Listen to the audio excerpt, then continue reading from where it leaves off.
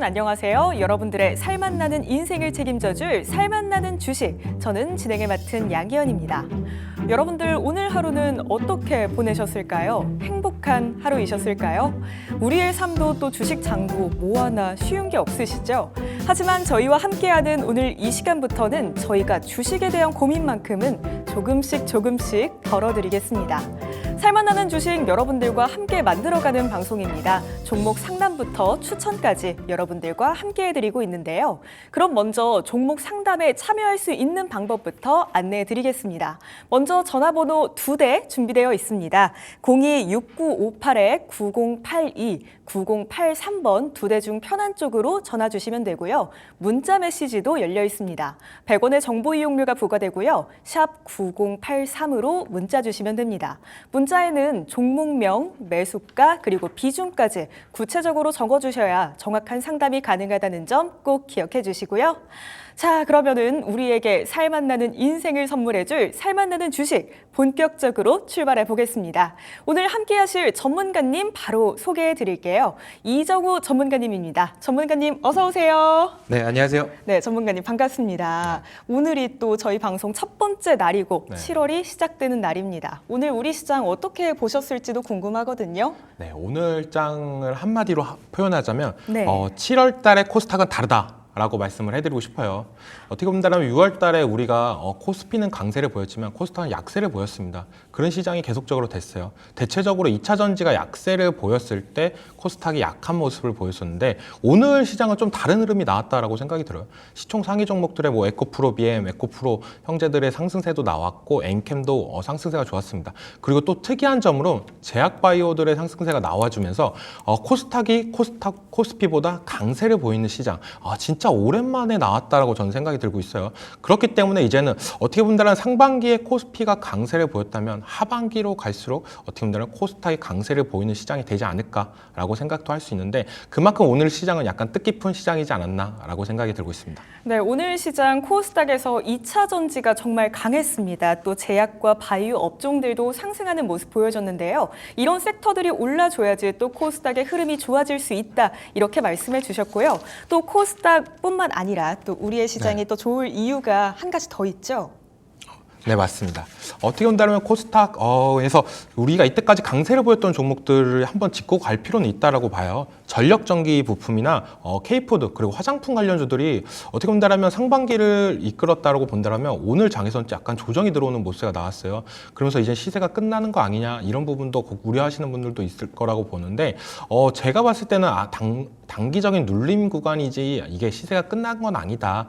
왜냐하면 수출이나 이런 부분은 계속적으로 늘어나는 부분이 있기 때문에 아직 끝난 테마는 아니다라고 생각을 하고 있습니다.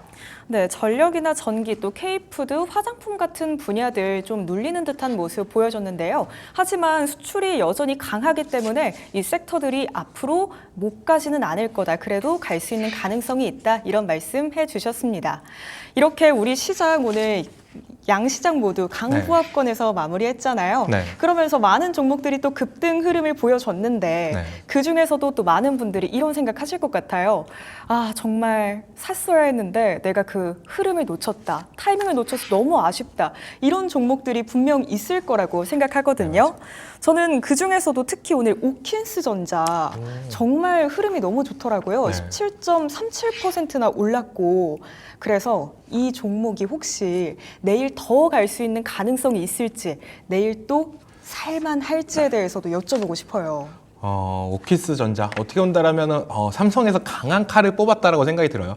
HBM에서 자꾸 우리가 밀리니까 그 다음 기술 뭐야? 그걸로 붙어보자. 그거는 우리가 더 자신 있어. 약간 하면서 CX에 관련 기술이 계속적으로 부각이 되면서 오킨스 전사가 오늘 좀 강세를 보였습니다. 저번 주 금요일 날도 보였고요. 이런 흐름은 어떻게 본다라면 약간 유리기판이랑 흐름이 비슷하다라고 봐요. HBM 같은 경우는 어떻게 본다라면 매출이 찍혀주는 실적 섹터고 이 CXL 같은 경우에는 아직은 실적은 없지만 기술적인 부분이나 이런 부분은 더욱더 확장될 가능성, 기대감이 물론 살아있다라고 저는 생각이 들고 있는데 그렇기 때문에 오킨스전자 지금 대응하기에는 어떻게 한다면 저는 괜찮지는 않을까라고 생각이 들어요. 나쁘지 않다, 낫배드라고 하죠.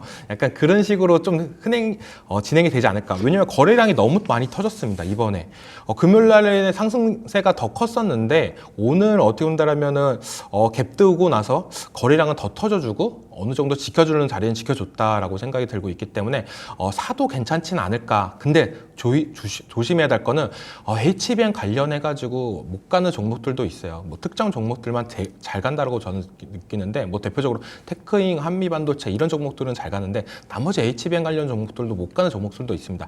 근데 거기서 CX에 여기서 들어간다고 해서 더욱더 탄력을 받을까? 라고 본다고 한다면 약간 가우뚱거리는 게 아까도 얘기했다시피 유리기판, 필옵틱스가 어떻게 한다면 큰 상승세를 나타내고 조정 구간에 들어와 있는 부분 이런 부분이 있기 때문에 어떻게 한다면 지금 시장에서는 미래기술 가치보다는 실적이 좀 더 뒷받침이 돼야 된다라고 생각이 들고 있어요. 단기적인 트레이딩 관점으로는 오킨스전자 괜찮지만 손절 딱 잡고 들어가는 전략 그렇게 들어가는 건 괜찮고 중장기적으로는 아직은 아니다라고 말씀을 해드리고 싶습니다.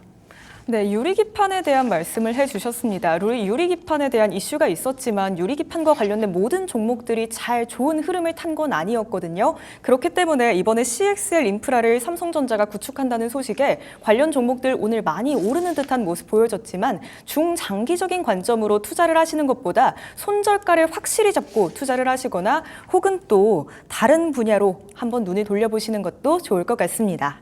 자, 그럼 지금부터 아마 많은 분들이 기다려 주셨을 것 같은 그 순서를 진행해 보려고 하거든요. 전문가님 준비되셨죠? 네, 준비됐습니다. 네, 오늘 종목 진단 바로 시작해 보겠습니다. 그 전에 먼저 상담 방법부터 한번 다시 안내해 드릴게요. 전화번호 026958-9082, 9083번 두 대 여전히 열려 있고요. 문자 메시지는 샵 9083번으로 보내주시면 됩니다. 저희 딜사이트 경제TV는 개인정보보호법을 준수합니다. 상담 접수 시 수집한 개인정보는 동의 없이 별도의 목적으로 사용되지 않는다는 점 꼭 참고해 주시길 바랍니다. 자, 그럼 저희 먼저 첫 번째 문자 상담부터 받아보도록 하겠습니다. 저희 문자 바로 받아볼게요. 자, 현대차 들어와 있습니다. 매수가는 28만 9천 원이시고요. 비중이 30%, 정말 적지 않은 꽤 많은 비중이라고 봐야 할 것 같습니다. 오늘 장 초반에 이 현대차가 살짝 오르기도 했거든요. 그런데 종가는 28만 6천 원으로 마감이 됐습니다. 지금은 약 손실권이시기는 한데 또 최근의 흐름을 보면 전반적으로 우상향하는 듯한 모습이었거든요. 전문가님, 이 현대차 네. 지금 더 기다려보면 수익을 볼 수 있겠죠? 네, 현대차는 뭐 어떻게 본다면 걱정 안 하셔도 되는 종목이다라고 말씀을 해드리고 싶어요. 현대차가 요즘 왜 이렇게 잘 가냐라고 본다라고 한다면 잘 갈 수밖에 없는 환경에 있다라고 생각이 들고 있습니다. 그만큼 어떻게 보면 환율이 많이 올라가면 올라갈수록 이 자동차 업계들은 수혜를 보는데 대표적으로 현대차, 기아차라고 말씀을 해드리고 싶어요. 환율이 10원 오르면 현대차 매출액은 어마어마하게 많이 오릅니다. 그만큼 지금 고환율 시대에 어떻게 보면 자동차, 어떻게 보면 필수 섹터이지 않나라고 생각이 들고 있고 지금 진입가가 28만 9천 원이다라고 말씀해 드렸는데 진입한 지가 얼마 안 된 걸로 파악이 되고 있어요. 그런데 이 종목을 어떻게 보면 하반기까지 계속 끌고 가야 되냐 말아야 되냐 이런 걱정스러운 우려도 있다라고 보는데 저는 계속적으로 끌고 가도 괜찮다라고 말씀해 드리고 싶습니다. 지금 어떻게 보면 단기적인 호재로 나오는 게 인도 IPO 관련해 가지고 이슈가 계속적으로 나오고 있는 부분이 있는데 왜 현대에서 인도를 계속적으로 얘기를 하고 있냐? 라고 본다면 인도 시장은 약간 중국 시장이 잘 들어오기가 힘들어요. 인도랑 중국이랑 약간 지정학적 리스크로 사이가 그렇게 좋지가 않습니다. 그렇기 때문에 어떻게 보면 현대가 그 빈틈을 파고들어서 가성비 이런 부분으로서 진출을 하면서 계속적인 성장세가 올라가고 있다라고 생각이 들고 있고 또 현대에서 지금 제일 메인으로 갖고 있는 데는 누가 뭐래도 지금은 미국 시장이다라고 볼 수가 있는데 미국에서 계속적으로 공장 증설이나 이런 부분도 얘기가 나오고 있고 미국 쪽에서도 계속적으로 전기차 그리고 하이브리드 쪽 계속적으로 매출세가 올라가고 있고 또 얼마 전에 신차가 나왔잖아요. 네, 산타페가 나왔습니다. 어떻게 본다면 작년에 그랜저가 나왔었는데 그랜저보다는 이제 산타페가 나왔을 때 파급력이 더 커요. 요즘 자동차 시장은 승용차에서 어떻게 본다면 SUV 시장으로 많이 넘어갔다라고 보여지고 있는데 그만큼 SUV 신호탄을 산타페가 했고 이번 연도 말에 이제는 팰리세이드 2세대가 또 나올 예정이가 있고 아이오닉 9도 나올 예정이가 있습니다. 그만큼 어떻게 본다면 신차 라인업이 계속적으로 있으니까 어느 정도 매출액의 측면이나 이런 부분이 더 탄력받을 가능성은 높다라고 말씀해드리고 싶습니다. 그러니까 재료적인 부분은 지금 현대차는 계속적으로 갈 부분이 많다라고 보고 있고 이렇게 많이 올랐는데도 지금 PBR이 1이 안 돼요. 그만큼 어떻게 보면 저평가, 대표적인 저평가 종목이다라고 말씀해드리고 싶습니다. 네, 차트 보면서 마저 설명해 드릴게요. 네, 지금 차트를 보시면은 어떻게 보면 고점, 들어간 지가 얼마 안 된 걸로 파악이 되는 부분이 있고 지금 비중 30%인데 현대차 누가 봐도 30% 들어가도 괜찮다라고 보고 있어요. 근데 30%가 지금 고점에서 들어갔으니까 좀 망설이는 부분이 있다라고 보여지고 있고 지금은 어떻게 보면 30만 원 가격 라운드 피겨에 걸려서 지금 저항을 맞고 좀 조정이 되는 모습세가 나와 있고 어떻게 보면 7월 달에 들어와서 어떻게 보면 상반기 때 자주 올라갔던 종목들이 조정을 받으면서 오늘 좀 하락세가 하는 모습가 나왔는데 저는 걱정 없다라고 말씀을 해드리고 싶고 왜냐하면 계속적인 모멘텀이나 이런 부분은 살아있다라고 생각이 들고 있습니다. 목표가는 32만 원에서는 저는 1차로 잡고 대응하시는 게 괜찮다라고 말씀해드리고 싶고 2차는 어떻게 보면 35만 원까지 쭉 길게 한 내년까지도 계속적으로 보고 싶은 종목이지 않나라고 생각이 들고 있습니다. 하반기에 남은 재료라고 본다면 밸류업 관련 프로그램인데 여기서 어떤 게 터질지 몰라요. 자사주 매입이나 이런 부분이 계속적으로 이슈가 나온다고 한다면 주가는 여기서 한 단계 더 올라가도 안 이상하다. PBR이 적정 주가 PBR 1로만 돼도 현대차 주가는 40만 원에 육박합니다. 그렇기 때문에 2차 목표가 35만 원을 잡은 것도 그렇게 큰 부분은 아니다라고 말씀해드리고 싶고 손절가는 현대차나 뭐 삼성전자 이런 종목들을 한 번 사면 손절 생각을 안 해야 돼요. 왜냐하면 이런 종목에서 또 우리가 손절을 한다라고 한다면 주식 진짜 하기 힘들다라고 생각이 드는데 어떻게 보면 금전적인 유통이나 이 자금 유통 때문에 손절을 하는 부분도 있기 때문에 손절가를 말씀해 드리자고 한다면 가격대 25만 원을 이탈한다라고 한다면 이 자리에서는 손절하고 다시 보는 게 괜찮다라고 말씀해 드리고 싶습니다. 네, 현대차 조금 더 길게 보셔도 괜찮을 것 같습니다. 내년까지 또 좋은 재료들이 많이 남아있기 때문에 장기적으로 관점 보시고 투자하시는 게 좋다 이렇게 말씀해 주셨고요. 1차적인 목표가는 32만 원 그리고 조금 더 길게 봐서 내년까지 이어갈 수 있어요 하신다면 35만 원까지 봐도 괜찮으실 것 같고요. 또 손절가는 25만 원으로 잡아주시기는 했지만 또 현대차는 길게 봐도 된다고 말씀해 주신 만큼 길게 보시면서 꼭 수익 보고 나오시길 바랄게요. 그러면 저희 두 번째 종목 상담으로 바로 이어가 보도록 하겠습니다. 저희 다음으로는 전화 상담이 연결이 되어 있는데요. 지금 바로 한번 시청자님 만나보도록 할게요. 시청자님 안녕하세요.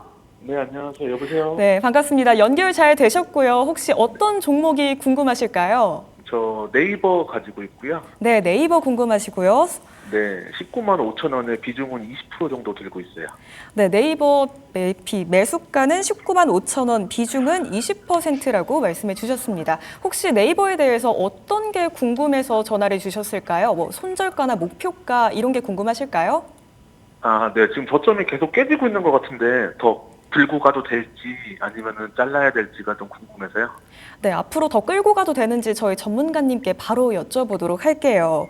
네이버 오늘 16만 2,900원입니다. 지금 매수가보다 꽤 내려와 있고 또 비중도 20%이기 때문에 우리 시청자님의 고민이 이만저만 아닐 것 같거든요. 네. 더 끌어도 괜찮을까요? 어떻게 본다라면은 진짜 참 힘든 주식이다라고 생각이 들어요. 뭐가 힘드냐? 우리가 주식을 할 때 제일 힘든 부분은 실적은 계속적으로 올라가는데 주가는 밑으로 떨어질 때 이때가 우리가 제일 힘들다라고 말씀을 해드리고 싶습니다. 그만큼 어떻게 본다라면은 네이버 코로나 이후로 실적은 계속적으로 우상향을 하고 있어요. 근데 주가는 반대로 하락세를 면치 못하고 있는데 기대감이 많이 부족하다라고 생각이 들고 있습니다. 그게 가장 큰 이유다라고 생각이 드는 이유가 요즘에 검색을 한다라고 한다면 옛날에는 네이버에서 가장 궁금한 걸 물어보고 했었는데 요즘은 이제는 오픈 AI 이제 생성형 AI 시대로 넘어가면서 궁금한 거를 이제 오픈 AI로 많이 물어보는 시대로 넘어가고 있어요. 그러니까 어떻게 보면 네이버가 기존에 잘했던 네, 검색 관련해가지고 오픈 AI가 따라오고 있고 구글도 치고 올라오고 있고 이런 부분이 있다라고 생각이 들고 있고 또 네이버의 또 장점이다라고 본다면 이커머스 시장인데 네이버 쇼핑 이게 어마무시 못합니다. 근데 이쪽도 요즘에는 이제 중국에서 직구업체들 테뮤, 알리 여기서 계속적으로 치고 올라오면서 지금은 매출액이 잘 나오지만 나중에는 어떻게 할 거야? 약간 불안 심리? 이것 때문에 시장에서는 어떻게 본다면 매수세가 안 들어오고 있다라고 저는 생각이 들고 있는데 좀 어떻게 본다면 안타깝다라고 생각이 들고 있어요. 네이버가 이제는 이제 이 사항을 해결할 방법은 뭐냐라고 생각이 들고 있다면 요즘에도 이제 뉴스가 슬슬 나오고 있습니다. 엔비디아랑 같이 협력을 이뤄서 생성형 AI 개발이나 이런 부분을 더 힘쓴다라고 하는데 그런 부분이 좀 더 나와야 되지 않나라고 생각이 들고 있어요. 미국 같은 경우에서 계속 오픈 AI가 치고 올라간다고 한다면 어떻게 보면 우리나라에서 이제 네이버로 검색하고 이런 부분이 많이 없어질 확률도 높기 때문에 그런 부분을 적극적으로 개발해서 올라가야 된다라고 생각이 들어요. 그래야지 이제는 추가적인 상승세나 이런 부분이 나오지 않을까라고 생각이 들고 있고 전체적으로는 어떻게 본다면 또 웹툰 상장이 얼마 전에 했었잖아요. 기대감을 안고 웹툰을 상장했었는데 생각보다 네이버 자체적으로 생각했던 그 시가총액보다는 적게 받았다라고 생각이 들고 있어요. 그렇기 때문에 네이버 웹툰이 상장하고 나서도 주가는 하락세로 나오는 이유 이런 부분이 나오지 않을까라고 보고 있고 네이버 웹툰이 이제는 나스닥에 상장한 이유를 좀 더 보여준다고 한다면 해외 IP나 이런 부분이 좀 더 확장이 되면서 네이버의 트래픽이 더욱더 올라간다면 좀 더 기대감이 생길 수 있겠지만 지금 단기적으로는 좀 악재인 부분이 너무 많다. 이제는 엔비디아랑 협력을 하면서 오픈 생성형 AI 시장으로 진출을 한다고 한다면 좀 더 폭발적인 나올 가능성이 있다라고 보고 있습니다. 네이버 자체적으로 생성형 AI를 했던 부분이 있어요. 검색 엔진을 했었는데 그게 아무도 모를 거예요, 아마. 그 이름이 큐입니다. 큐요. 네, 아무도 모르죠. 그만큼 어떻게 보면 오픈 AI에 비해서 지금 홍보나 이런 부분이 많이 기술력이 많이 딸리는 부분인데 이런 부분을 점점 올려야 어떻게 보면 검색 엔진이 잘 돼야 거기에 광고 서비스나 이런 부분도 더 붙을 부분이 있기 때문에 더 확장될 수 있다라고 생각이 들고 있어요. 네, 그럼 차트 보면서 마저 설명해 드리겠습니다. 네, 지금 진입하신 단가는 19만 5천 원이라고 말씀해 주셨는데 생각보다 높게 들어갔다라고 생각이 들고 있습니다. 어떻게 본다면은 딱 박스권을 돌파하면서 이 자리를 이제는 돌파를 하면 더욱 추가적인 상승세가 나올 거다라고 생각해서 들어가셨던 부분이 크다라고 느끼는데 지금은 어떻게 본다면 주가가 사자마자 계속적으로 하락세 되는 부분. 지금 어떻게 본다면 매출은 잘 나오지만 기대감은 없는 종목이 됐다라고 보여지는 게 가장 크다라고 생각이 들고 있고 기업 분석을 보자고 한다면 21년도부터 계속적으로 매출액은 좋게 나오고 있습니다. 24년도에도 그리고 24년도 이번 연도에는 어떻게 보면 역대 최대 매출까지도 찍는 모습세가 나오는데 그만큼 실적은 잘 나오지만 그거를 어떻게 쓰고 있냐 라고 본다라고 한다면 생각보다 투자나 이런 부분에서 좀 젬병이에요. 네이버가 그런 부분이 좀 약한 부분이 있기 때문에 시장에서 안 먹히는 부분이지만 좀 생성형 AI 쪽으로 좀 더 적극적으로 파고 들어간다고 한다면 좀 더 올라갈 가능성은 있다라고 생각이 들어요. 어떻게 보면 지금 포트폴리오에 현금 비중이 더 있으신가요? 조금밖에 없어요. 조금밖에 없으세요? 네. 왜냐면은 지금 자리에서 이제는 슬슬 추가 매수를 해도 괜찮다라고 저는 생각이 들고 있습니다.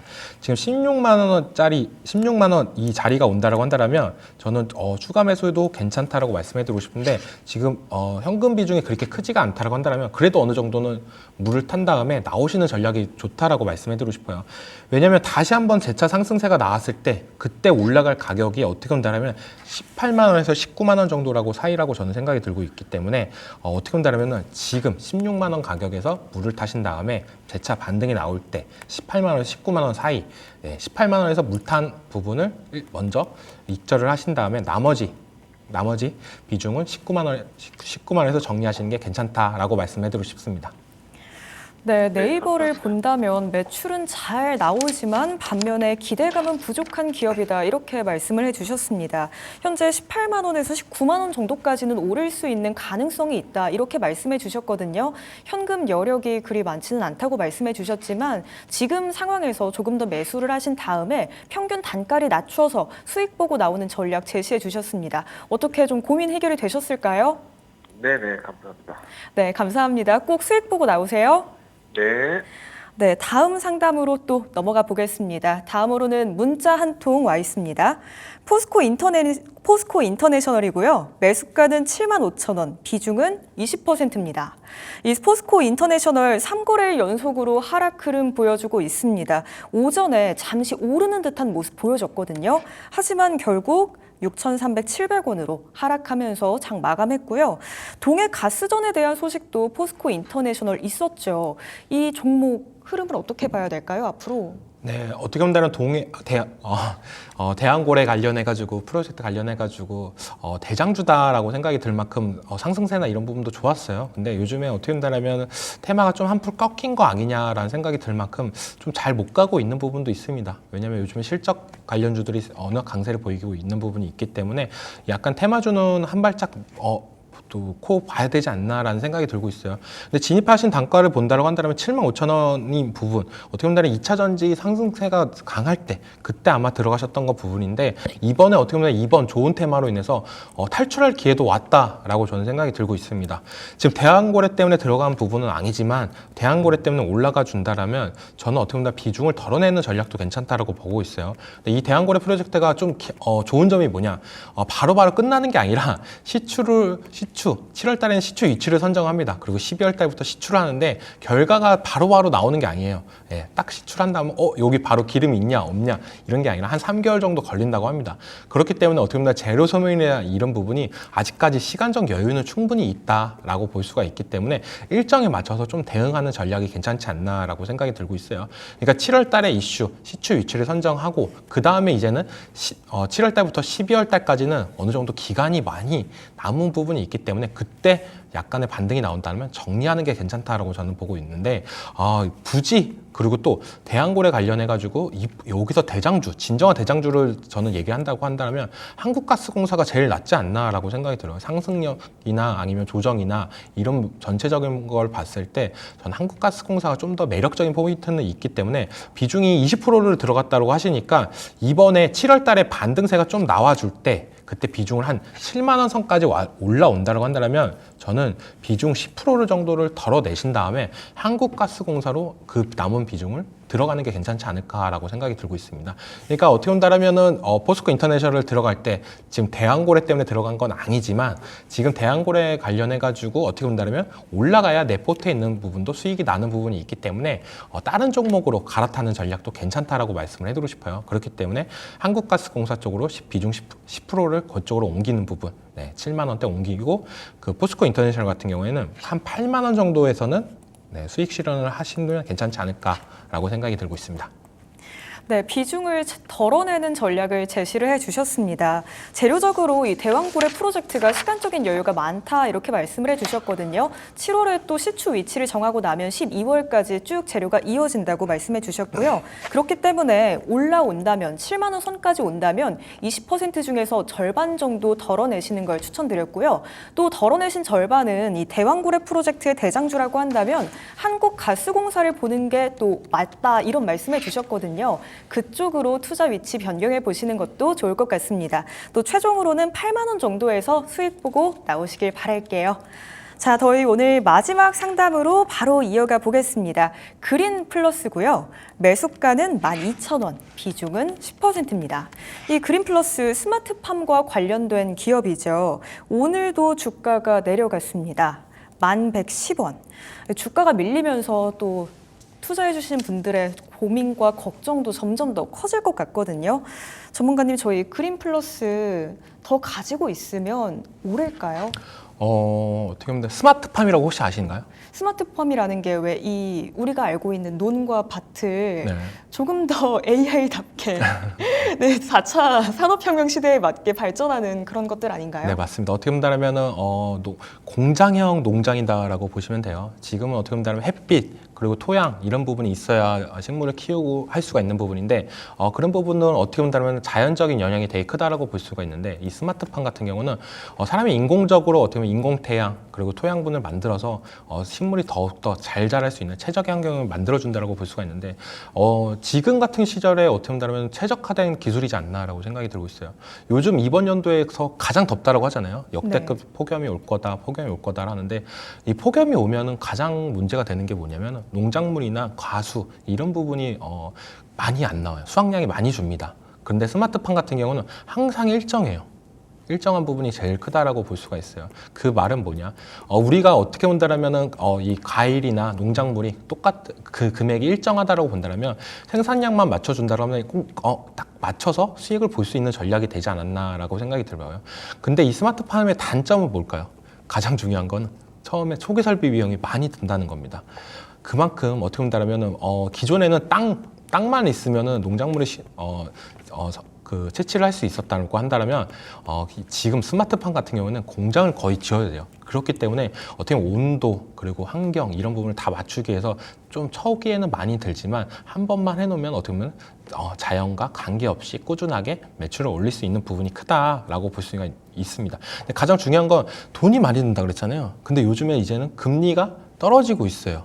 기존까지는 어떻게 본다면은 금리가 안 떨어진 부분이 있기 때문에 많이 망설였습니다. 정부 주도하에서도 스마트팜 계속 좋은 건 알아. 우리도 어떻게 본다면 이거를 계속적으로 늘려가고 싶은데 근데 문제는 뭐냐? 대출을 해주고 싶어도 금리가 너무 높기 때문에 많이 망설였던 부분이 있는데 이런 부분을 이제 전체적으로 이제 정부에서도 금리 인하가 되거나 할 경우에는 이제 스마트팜 더욱더 확충될 가능성이 있어요.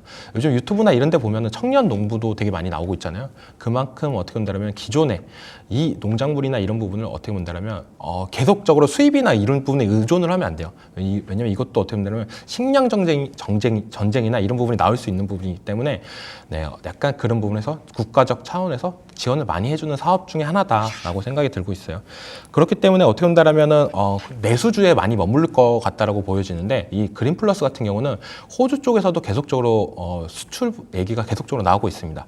호주가 어떻게 본다면은 드넓은 평야가 많아서 어떻게 보면 농작물이나 이런 농사 쪽으로 강할 거라고 생각을 하고 있는데 그런 부분이 워낙 강하니까 이 스마트팜도 크게 지으면서 좀 더 확장을 하는 추세가 되고 있다. 제일 문제는 어떻게 보면 가뭄이나 이 환경 때문에 우리가 원했던 농작물의 목표 한계치를 못한다고 한다면 금액은 급등할 수 있는 부분이 크다라고 볼 수가 있어요. 요즘 또 뉴스에 나왔을 때 나왔던 뉴스가 올리브유가 가격이 2배나 올랐대요. 오, 네. 네, 그만큼 어떻게 본다라면은 요즘 농작물 가격대가 계속적으로 올라가주는 모습들, 그러면서 제품 가격도 올라가주는 모습들.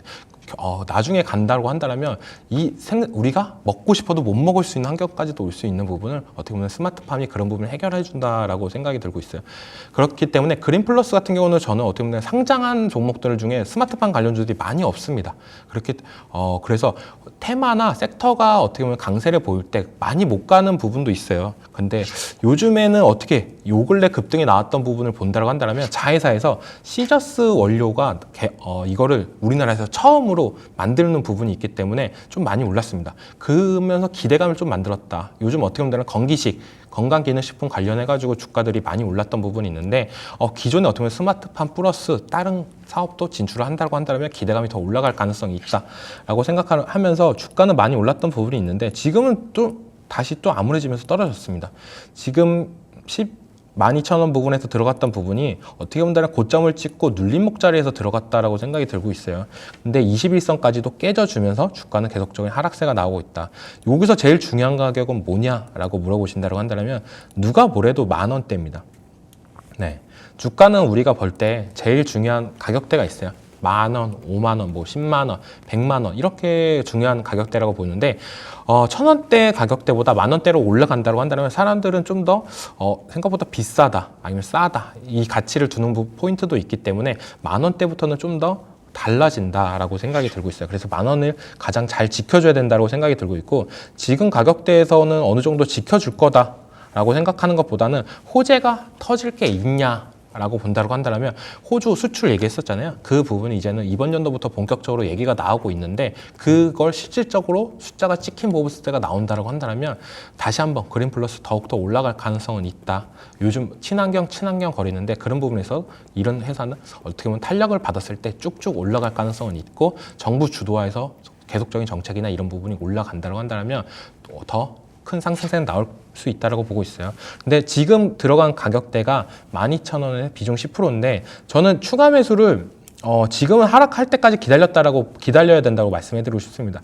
하락을 하고 다시 재차 반등이 올라와서 10,000원을 안착할 때 그때가 어떻게 본다면 추가 매수 구간이지 않나라고 생각이 들고 있어요. 그러니까 지금은 떨어지는 칼날에서 굳이 잡지 말자.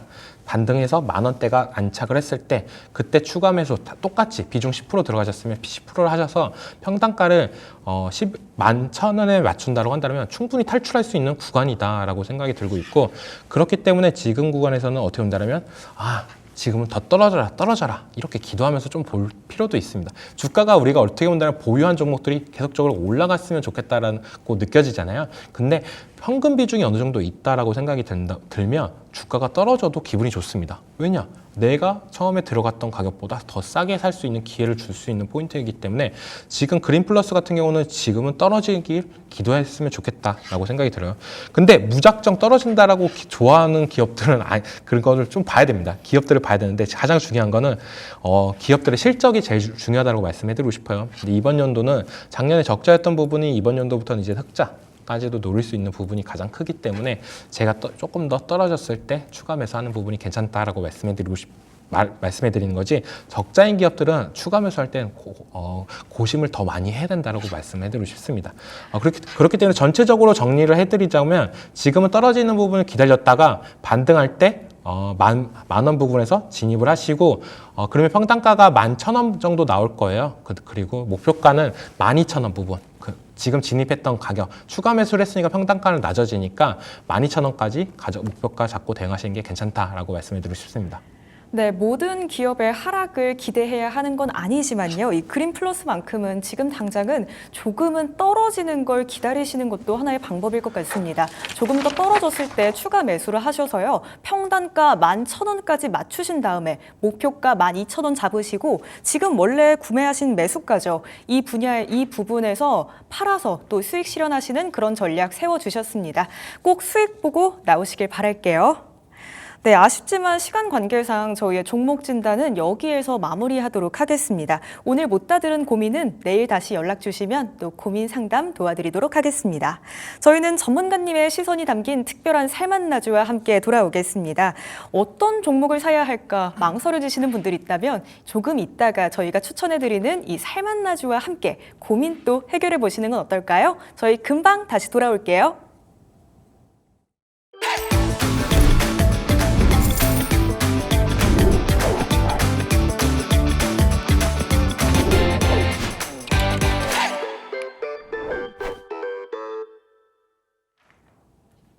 전문가님만의 특별한 시선을 알아볼 수 있는 시간 살맛나주입니다. 자, 저희 살맛나는 주식에서 여러분들께 살맛나는 인생을 선물해드리기 위해서 매번 살맛나주라고 하는 특별한 주식 종목들을 준비해 왔는데요. 지금부터 또 어떤 종목을 오늘 이정호 전문가님께서 챙겨 오셨을지 바로 한번 확인해 보려고 합니다. 자, 그럼 먼저 오늘의 첫 번째 살맛나주부터 함께 보겠습니다. 바로 말씀드리면 조금 재미없잖아요. 힌트부터 살짝 주실까요? 어떻게 본다면은 많은 기대감을 품고 있는 섹터입니다. 네, 이거는 꼭 올라갈 거라고 많은 생각들을 하셨는데 생각보다 못 가는 섹터죠. 네, 어떻게 본다면은 누구든지 포트 하나씩은 있을 만한 섹터, 그 원전 섹터에서 우리 기술이라는 종목을 가지고 나왔습니다. 네, 오늘 우리 종목에 대해서 함께 알아보도록 하겠습니다. 또 우리 기술 원전 관련주죠. 최근에 체코의 원전 수주전에 우리나라의 한국수력 원자력도 뛰어들었다는 이야기 전해졌었거든요. 이런 기대감 때문에 오늘 우리 기술 준비해 주신 걸까요? 네, 맞습니다. 원전 같은 경우는 어떻게 보면 모멘텀은 계속적으로 살아있는데 수주나 이런 부분이 안 찍히는 부분이 좀 더 탄력성을 못 받는 거 아니냐라고 생각을 들 수가 있는데 저는 길게 보자고 한다면 어떻게 본다면 이 전기 쪽 그 원전 쪽은 어떻게 보면 필수지 않나, 미래 사회에 필수지 않나라고 생각이 들고 있어요. AI가 전기 먹는 하마라고 말을 많이 하잖아요. 그만큼 AI 쪽으로 가면 전기를 너무 많이 먹습니다. 지금은 어떻게 보면 데이터 센터나 이런 부분이 허가가 날 수 있는 부분도 전기가 좀 있기 때문에 그러는데, 이게 점점 확산이 된다고 한다면 전기를 쓸 수 없을 정도로 전기가 많이 부족한 현상이 나올 수도 있어요. 그런 부분을 어떻게 보면 해결할 수 있는 방법은, 우리나라 같은 경우는 어떻게 보면 화력발전소나 이런 부분을 더 지을 수 있는 여건도 안 되는 부분이 있고, 신재생 에너지나 이런 부분이 효율이 많이 안 나오는 부분도 있어요. 우리나라에서는 어떻게 보면 원전밖에 없지 않나라고 저는 생각이 들고 있는데, 그렇기 때문에 원전 쪽으로 손이 많이 가지 않나라고 저는 생각이 들고 있어요. 원전은 어떻게 본다면 계속적으로 지켜봐야 되고, 어떻게 보면 이번 정권에서 들어와서 원전 얘기를 많이 했지만, 다음 정권 누가 될지는 모르겠지만 계속적으로 원전은 지켜봐야 되는 섹터지 않나라고 생각이 들고 있고, 전 세계적으로 원전 관련해 가지고 이 섹터는 계속적으로 불고 있다라고 생각이 들고 있습니다. 어떻게 보면 일본에서는 원전에 대해서 되게 부정적인 시각으로 많이 바뀌었어요. 근데 이제는 에너지 사회를 돌입하는 부분이 가장 크면서, 원전에서도 이제는 원전을 더욱더 지어야 된다라는 그런 표도 많이 나오고 있는 부분이 있기 때문에, 원전 쪽으로는 계속적으로 전 세계적으로 계속적으로 올라갈 가능성이 있고, 체코 수주전이나 이런 부분이 계속적으로 나오고 있는 부분은 거의 전 세계적으로 원전 관련해 가지고 잘하는 나라가 그렇게 많이 없습니다. 네. 프랑스, 그리고 우리나라, 미국 이렇게 볼 수가 있는데, 미국이랑 우리나라는 약간 콜라보로 많이 들어간다고 보시면 되고, 프랑스는 따로 자기네 자체적으로 많이 하는 부분이 있다라고 생각이 들고 있는데, 그만큼 원전 관련해 가지고는 기술적인 측면이나 이런 부분이 우리나라도 전 세계적으로 못지 않다라고 말씀을 해드리고 싶어요. 그래서 우리 기술이 여기서 갖고 있는 기술이 뭐냐라고 본다면, 우리 기술은 참 좋은 기술을 갖고 있습니다. 네. 원자력 발전소의 감시, 경보, 제어 시스템을 100% 자체 기술로 개발을 했습니다. 이게 어떻게 보면 제일 큰 부분인데, 핵심 기술로는 계측 제어 설비를 국산을 성공했어요. 이게 원전의 핵심 기술이라고 보는데, 이게 전 세계적으로 4번째 성공했던 부분이 가장 크다. 그렇기 때문에 우리 기술은 다른 원전 관련주들보다 어떻게 본다면 기술적인 측면이 더 높게 평가하는 부분도 있다라고 저는 생각이 들고 있고, 기술력이 높다라고 본다고 한다면 가장 큰 부분은 뭐냐? 나라에서 국책과제나 이런 부분, 국책과제가 뭐냐면, 우리가 미래 사회에 필요한 기술을 만들어야 돼. 그러니까 이걸 할 수 있는 기업들을 추려줄게. 우리가 어느 정도 지원도 해주고, 이런 사업이다라고 보시면 되는데, 국책과제에 선정이 되면서 SMR 관련해가지고 거기서도 이제는 계측 제어 설비를 이제는 거기서도 개발을 하고 있다라고 보시면 됩니다. SMR도 어떻게 본다면은 지금 계속적으로 나오고 있는 부분이, 원전은 처음에 만들 때 너무 오랜 시간과 많은 돈이 들어. 그 부분을 해결할 수 있는 부분은 어떻게 본다면 소형 원전 SMR 기술인데, 이 부분은 어떻게 보면 미국에서도 계속적으로 들어오고 있어요. 네, 빌 게이츠가 투자한 테라파워나 이런 부분도 계속적으로 나오고 있는 부분이 뭐냐? 왜 소형 원전이 더 각광받는 시대가 오고 있냐라고 본다면, 우리가 데이터 센터를 지을 때 가장 문제는 에너지라 그랬습니다. 네, 전기가 가장 부족한 부분인데, 데이터 센터를 지을 때마다 SMR도 옆에 같이 지어준다고 한다면 전기적인 부분이나 이런 부분이 더 해소될 가능성이 있기 때문에, 어떻게 본다면 좀 더 빨리 오르지 않을까, AI 시대에 맞춰서 SMR 기술도 더욱더 올라가지 않을까라고 생각이 들고 있습니다. 그렇기 때문에 원전 어떻게 본다면 지금의 포트에 안 갖고 계신 분들, 5월 달에 어떻게 본다면 상승세가 좋았어요, 원전이. 근데 요즘에 들어와서 좀 안 좋았는데, 6월 달에 안 좋았는데, 지금은 저는 이제 눌릴 만큼 눌려줬다라고 생각이 들고 있기 때문에 원전 안 갖고 계신 분들을 위해서 갖고 왔습니다. 그럼 차트를 보고 마저 설명해 드릴게요. 네, 우리 기술 같은 경우는 진입가 같은 경우는 2,100원 이하, 지금 어떻게 보면 고점을 찍어줬습니다. 바닥에서 급등했던 모습, 한 번의 고점, 싼 고점을 만들어줬던 모습세도 나왔다라고 생각이 들고 있겠지만, 다시 한번 떨어지면서 좀 이제는 진짜 원전 끝난 거 아니야? 라고 생각하실 수 있는데, 저는 지금 자리가 어떻게 본다면은 이평선이 모아지고 캔들도 이제 기간 조정이 들어와주고 있다라고 생각이 들고 있기 때문에 2,100원 구간에서 2,100원 이하에서 진입하는 게 괜찮다라고 말씀을 해드리고 싶고, 목표가는 2,500원. 단기적으로는 2,500원 정도가 괜찮지 않을까라고 생각이 들고 있어요. 이 종목 같은 경우는 길게 보면 더 올라갈 가능성은 높습니다. 네. 왜냐하면 실적이나 이번 연도 생각하는 부분이 작년 대비 거의 2배 육박하는 부분이 나오고 있어요. 그렇기 때문에 어떻게 본다면 실적이나 이런 부분이 더 반영이 된다고 한다면 더욱더 올라갈 가능성이 있다. 다른 원전주 관련주들 보면 지금 영업이익이나 매출액이 잘 못 나오는 종목도 있는데 이 우리 기술은 어떻게 본다면 다른 원전 관련주들을 위해서 탄탄하게 올라가주는 있는 부분, 이런 부분이 어떻게 보면 다른 원전 관련주의 차별화가 된 부분이지 않나라고 말씀해드리고 싶고, 손절가는 딱 200원 정도, 10% 정도 이탈을 한다고 한다면 저는 손절을 해야 된다고 말씀을 해드리고 싶습니다. 왜냐하면 진짜 여기까지 떨어진다고 한다면 1,900원까지 떨어진다고 한다면 그때는 이제는 원전 섹터가 좀 더 암울해지는 시간, 길어지는 시간이 또 올 수 있는 부분이 있기 때문에 손절가는 1,900원 잡고 대응하겠습니다. 네, 지금은 원전 관련주들이 눌려 있는 상황이지만 앞으로는 분명 다시 각광을 받을 거다, 이런 말씀을 해주셨습니다. 전기 분야 정말 중요한 섹터거든요. 그렇기 때문에 원전주들도 정말 중요하게 봐야 하고요. 혹시나 지금 포트에 원전주가 없다면 한번 넣어보시는 것도 정말 좋으실 것 같습니다. 매수가는 2,100원 아래로 잡아주셨고요. 목표가는 단기적으로 보면 2,500원입니다. 그런데 장기적으로 보면 더 오를 가능성도 있거든요. 우선 1차 목표가만 2,500원으로 잡고요. 손절가는 조금 빠졌을 때, 한 10% 정도 빠졌을 때 1,900원 정도에서 손절하시는 게 좋겠습니다. 자, 이렇게 첫 번째 살만나주 우리 기술 말씀해 주셨고요. 곧 이어서 또 바로 두 번째 살만나주도 한번 여쭤보도록 하겠습니다. 이번에는 어떤 분야일까요? 제 최애가 있는 회사입니다. 최애가 있는 네. 회사다. 이 네, 최애라는 맞습니다. 게 보통 아이돌이나 배우 이렇게 네, 많이 맞습니다. 꼽잖아요. 네. 어떻게 본다면은 엔터주를 지금 시점에서 갖고 오는 게 맞냐라고 생각을 할 수가 있어요. 근데 오늘장을 제가 느끼면서 좀 많은 생각이 들었습니다. 기존에 어떻게 본다면 상반기에 갔던 종목들이 오늘 7월 1일 오늘장부터는 왜 이렇게 안 가지? 그런 모습가 나오고, 엔터 같은 경우는 어떻게 본다면 상반기 때 되게 안 좋았어요. 근데 하반기로 갈수록 좋아지는 산업군이 뭐냐라고 곰곰이 생각을 해보니까 엔터 산업을 뺄 수가 없다라고 생각이 들더라고요. 그렇기 때문에 오늘 제 최애가 있는 SM이라는 종목을 가지고 나왔습니다. 혹시 최애가 어떤 그룹이시죠? 네, 카리나죠. 카리나는 신이죠. 네. 에스파 좋아하시는군요. 네, 맞습니다. 또 SM이 에스파 이후로 또 차기 걸그룹을 낸다, 이런 이야기도 나오더라고요. 네, 맞습니다. 계속적으로 어떻게 본다면은 엔터에서 제일 중요한 거는 후속 걸그룹, 보이그룹이 있냐. 어떻게 보면 그게 어떻게 본다면 바이오 쪽에서 볼 수 있는 신약 개발이다라고 볼 수가 있습니다. 그만큼 신인 걸그룹, 신인 보이그룹이 나왔을 때 파급력은 어마어마하게 큰 부분이 있는데, SM에서는 계속적으로 그런 부분이 나오고 있다라고 저는 느끼고 있어요.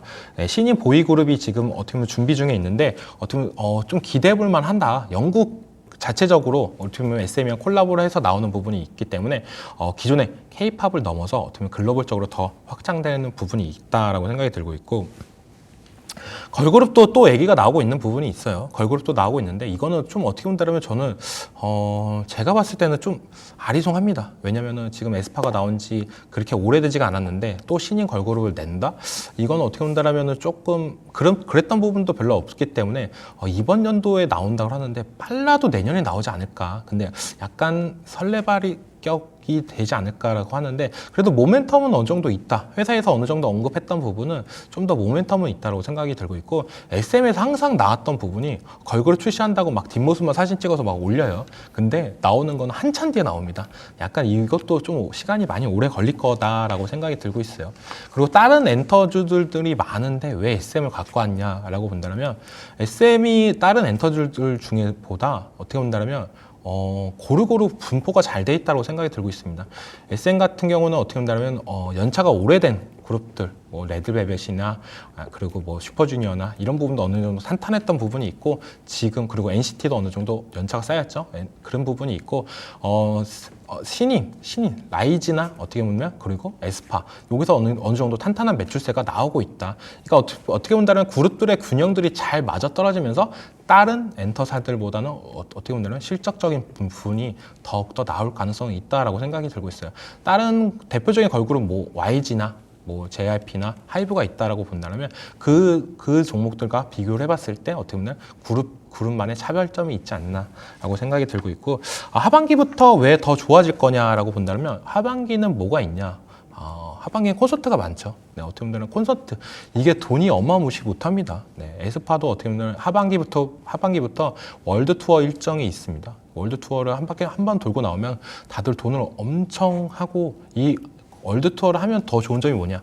우리가 콘서트를 가려고 하면 콘서트는 옛날에는 그냥 물통만 하나 들고 갔다라고 한다면 요즘에는 굿즈를 많이 사요. 네, 응원봉이나 이런 부분을 많이 사는 부분이 있기 때문에 추가적인 매출이나 이런 부분이 더 확장될 가능성이 있다라고 생각이 들고 있기 때문에 하반기부터는 이제는 에스파의 월드 투어가 있는 만큼 좀 더 매출적인 측면이나 이런 부분이 올라갈 가능성은 있고 NCT도 계획 중에 있으니까 어떻게 보면 탄탄하게 하반기로 갈수록 엔터는 더욱더 좋아진다. 상반기에 안 좋았던 섹터를 갖고 왔는데 하반기부터는 이제는 노려야 될 시점이지 않나. 그렇기 때문에 이제 하반기가 시작하는 7월 1일 오늘자의 이 엔터주 SM을 갖고 왔습니다. 네, 엔터주 상반기의 흐름이 좋았다고는 말할 수 없을 것 같습니다. 하지만 안 좋았기 때문에 하반기에는 좋아질 가능성이 있다 이렇게 말씀을 해주셨고요. 또 SM이 특히나 좋은 이유를 한번 살펴보자면 연차별로 분포가 정말 잘 되어 있다 이렇게 말씀해 주셨거든요. 뭐 걸그룹이라고 한다면 소녀시대, FX, 뭐 레드벨벳, 에스파까지 정말 여전히 인기가 많은 그룹들이잖아요. 그렇기 때문에 팬들의 또 매출이 또 잘 나올 수밖에 없다 이런 말씀 해주셨습니다. 자, 그렇다면 가장 중요한 건 사실 이 지점이 아닐까 싶습니다. 저희 SM 목표가와 손절가 그리고 매수가는 어떻게 잡아볼까요? 네, 지금 매수가는 8만 원 이하가 괜찮다라고 말씀을 해드리고 싶어요. 지금 어떻게 본다면 박스권에 있다라고 생각이 들고 있습니다. 이번 연도 상반기부터 박스권에 안착을 하고 있는데 지금 박스권 하단 부분에서 이제 반등세가 슬슬 나오고 있다라고 여겨지고 목표가는 단기적으로 10만 원. 잡고 대응하시는 게 괜찮지 않나라고 생각이 들고 있고 SM 같은 경우도 실적이나 이런 부분이 되게 좋아요. 되게 좋은데 왜 주가는 이렇게 못 가냐라고 본다라고 한다면 좀 아쉽다라고 생각이 들고 있습니다. 수급이 어떻게 본다면 들어오다가 말았다라고 저는 좀 생각이 들고 있는데 그 이유는 어떻게 본다면 상반기에 좀 많은 이슈가 있었죠. 엔터 관련해가지고 그런 부분이 이제는 어떻게 본다면 방탄소년단의 제대 그런 부분이 이제 전체적으로 엔터 산업에 불을 비치지 않을까라고 생각이 들고 있기 때문에 이번 연도 하반기부터는 좀 다르다라고 생각해서 목표가는 10만 원 잡고 손절가는 7만 원 잡고 대응하겠습니다. 네, SM 매수가는 8만 원 이하 말씀해 주셨고요. 목표가는 10만 원, 손절가는 7만 원입니다. 오늘의 살만나주 두 종목 살펴봤습니다. 우리기술 그리고 SM이었고요. 목표가와 손절가 다시 한번 정리해 보겠습니다. 그리고 저희는 내일장 전략과 함께 다시 돌아오니까요. 끝까지 함께 해주시면서 내일장 전략까지도 놓치지 마세요.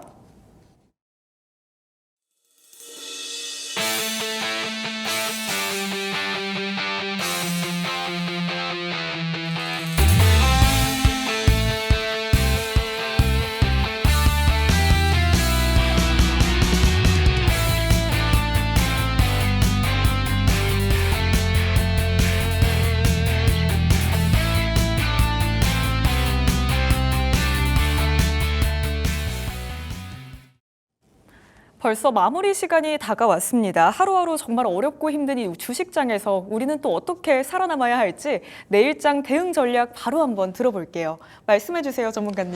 네, 이번 주는 저는 눈치 보기 장세라고 말씀을 해드리고 싶어요. 어떻게 본다면 지금 국내 증시가 미국장이 어떤 섹터들이 올랐을 때 수혜를 받으면서 올라갔던 경험들이 많았었는데 미국장이 조기 폐장과 휴장이 있습니다. 네, 그렇기 때문에 좀 더 이번 주는 눈치를 보면서 가야 되지 않나라고 생각이 들어요.